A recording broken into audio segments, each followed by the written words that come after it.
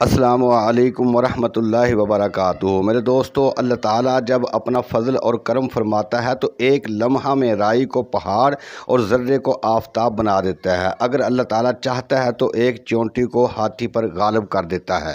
میرے دوستو، بنی اسرائیل کا نظام اس طرح چلتا تھا کہ ہمیشہ ان لوگوں میں ایک بادشاہ ہوتا تھا جو ملکی نظام چلاتا تھا، اور ایک نبی ہوتا تھا جو نظام شریعت اور دینی امور کی ہدایت اور رہنمائی کیا کرتا تھا۔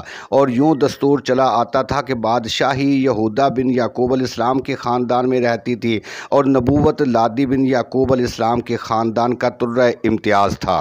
حضرت شموئیل علیہ السلام جب نبوت سے سرفراز کیے گئے تو ان کے زمانے میں کوئی بادشاہ نہیں تھا، تو بنی اسرائیل نے حضرت شموئیل علیہ السلام سے درخواست کی کہ آپ کسی کو ہمارا بادشاہ بنا دیں۔ حضرت شموئیل علیہ السلام نے اللہ تعالیٰ کے حکم کے مطابق طالوت کو بادشاہ بنا دیا، جو بنی اسرائیل میں سب سے زیادہ طاقتور اور سب سے بڑے عالم تھے، لیکن بہت ہی غریب اور مفلس تھے، چمڑا پکا کر یا بکریوں کو چرا کے زندگی بسر کرتے تھے۔ اس بات پر بنی اسرائیل کو اعتراض ہوا کہ طالوت شاہی خاندان سے نہیں ہے، لہٰذا یہ کیسے ہمارے بادشاہ ہو سکتے ہیں؟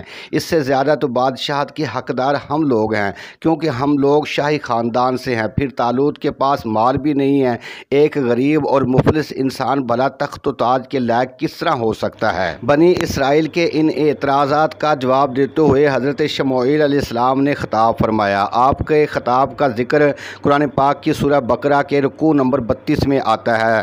حضرت شموئیل علیہ السلام نے ارشاد فرمایا، قرآن پاک میں آتا ہے، جس کا ترجمہ یہ ہے کہ طالوت کو میں نے نہیں بلکہ اللہ تعالیٰ نے بادشاہی کے لیے چن لیا ہے، اور ملک اللہ ہی کا ہے، وہ جس کو چاہے اپنا ملک عطا فرما دے۔ اور اگر طالوت کے پاس مال و دولت نہیں ہے تو کیا ہوا؟ دیکھو وہ کتنا طاقتور ہے اور کتنا بڑا صاحب علم ہے، اور سلطنت چلانے کے لیے مال سے زیادہ طاقت اور علم کی ضرورت ہے۔ پھر ان باتوں کے علاوہ طالوت کی بادشاہی کا نشان یہ ہے کہ وہ تمہارا صندوق جو تم سے چھین لیا گیا ہے وہ تمہارے پاس واپس آ جائے گا۔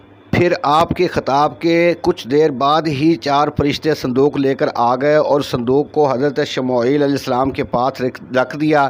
یہ دیکھ کر تمام بنی اسرائیل نے طالوت کی بادشاہی کو تسلیم کر لیا، اور آپ نے بادشاہ بن کر نہ صرف ملکی انتظام کو سنبھالا بلکہ بنی اسرائیل کی فوج بھرتی کر کے قوم عمالقہ سے جہاد بھی فرمایا۔ جب حضرت طالوت بنی اسرائیل کے بادشاہ بن گئے تو آپ نے بنی اسرائیل کو جہاد کے لیے تیار کیا، اور ایک کافر بادشاہ جالوت سے جنگ کرنے کے لیے اپنی فوج کو لے کر میدان جنگ میں نکلے۔ جالوت بہت ہی قد آور نہایت ہی طاقتور بادشاہ تھا۔ وہ اپنے سر پر لوہے کی جو ٹوپی پہنتا تھا وہ بہت ہی طاقتور تھی اور اتنی مضبوط تھی کہ اس پر تلوار یا کسی بھی شے کا کوئی اثر نہیں ہوتا تھا۔ جب دونوں فوجیں میدان جنگ میں لڑائی کے لیے اتری تو حضرت طالوت نے اپنے لشکر میں یہ اعلان کر دیا کہ جو شخص جالوت کو قتل کرے گا میں اپنی صاحبزادی کا نکاح اس کے ساتھ کر دوں گا، اور اپنی عہد سلطنت کا بھی اسے بادشاہ بنا دوں گا۔ یہ فرمان شاہی سن کر حضرت داؤد علیہ السلام آگے بڑھے، جو ابھی بہت ہی کمسن تھے اور بیماری سے چہرہ زرد ہو رہا تھا، اور غربت اور مفلسی کا یہ عالم تھا کہ بکریاں چرا کر اس کی اجرت سے گزر بسر کرتے تھے۔ روایات میں آتا ہے کہ جب حضرت داؤد علیہ السلام گھر سے جہاد کے لیے روانہ ہوئے تو راستے میں ایک پتھر یہ بولا کہ اے داؤد مجھے اٹھا لے، کیونکہ میں حضرت موسیٰ علیہ السلام کا پتھر ہوں۔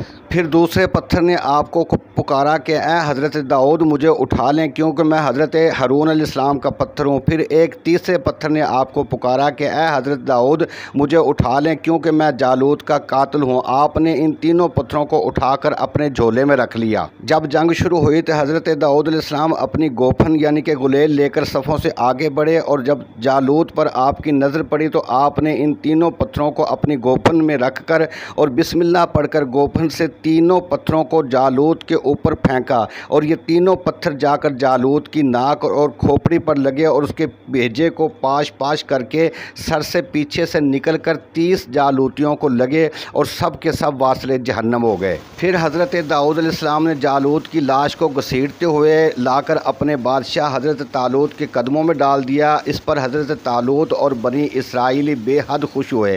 جالوت کے قتل ہو جانے سے اس کا لشکر بھاگ نکلا، اور حضرت طالوت علیہ السلام کو اللہ تعالیٰ نے کھلی فتح عطا فرمائی، اور اپنے اعلان کے مطابق حضرت طالوت نے حضرت داؤد علیہ السلام کے ساتھ اپنی صاحبزادی کا نکاح کر دیا اور اپنی عہد سلطنت کا انہیں بادشاہ بنا دیا۔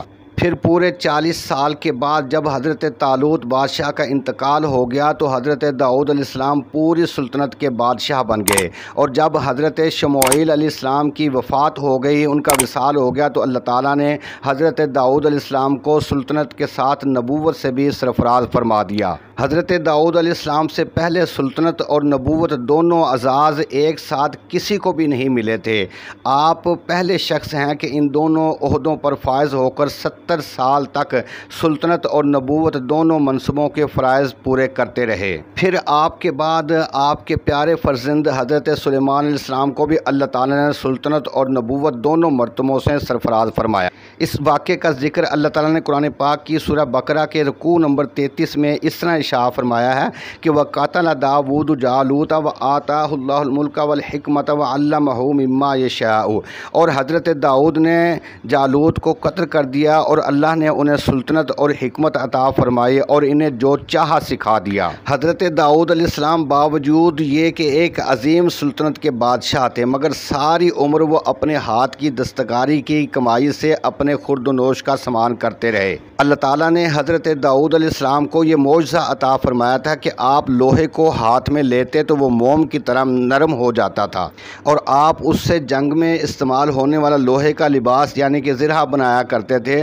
اور اس زرہ کو فروخت کر کے اپنی روزی حاصل کرتے تھے۔ سب سے پہلے لوہے کا جنگی لباس زرہ آپ نے بنایا، یعنی کہ زرہ آپ حضرت داؤد علیہ السلام کی ایجاد ہے، اور اللہ تعالیٰ نے داؤد علیہ السلام کو پرندوں کی بولیاں بھی سکھا دی تھی۔ اس واقعہ سے یہ پتہ چلتا ہے کہ اللہ تعالیٰ کے فضل اور اس کے کرم کی کوئی حد نہیں ہے۔ وہ چاہے تو چھوٹے سے چھوٹے آدمی کو منٹوں میں بڑے سے بڑا آدمی بنا کر تخت اور تاج کا بادشاہ بنا دیتا ہے۔ اللہ تعالیٰ تمام مسلمانوں پر اپنا فضل اور کرم فرمائے اور ہم سب کو ہدایت عطا فرمائے۔ میری آپ سے گزارش ہے کہ میرے چینل حوض کوثر کو ضرور سبسکرائب کریں، اسے لائک بھی کریں۔ اللہ کے حوالے، السلام علیکم ورحمۃ اللہ وبرکاتہ۔